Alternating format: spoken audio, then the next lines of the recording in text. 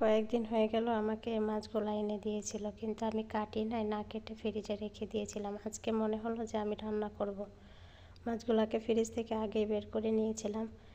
বের করে নেওয়ার পরে আমি ভিজিয়ে রেখে দিয়েছিলাম। এখন একটা একটা করে ছুটে গেছে। মাছটি কেটে ধুয়ে পরিষ্কার করে নিলাম। এখন হচ্ছে যে পলির ভিতরে করে রেখে দিব। এই যে পলির ভিতরে করে রেখে দিব ফ্রিজে। এগুলা কিছুটা রেখে দিয়েছি, আমি রান্না করব তাই। এখন চলে আসলাম আমি হচ্ছে বেগুন ভাজতে। মানে বেগুন আগের থেকে কেটে রেখে দিয়েছিলাম, আমার বেগুন ভাজা শেষ। তারপরে দিয়ে দিলাম মাছ একই কড়াইতে। যে কথায় বলে না, এক ঢেলে দুই পাখি মারা, একেই বলে।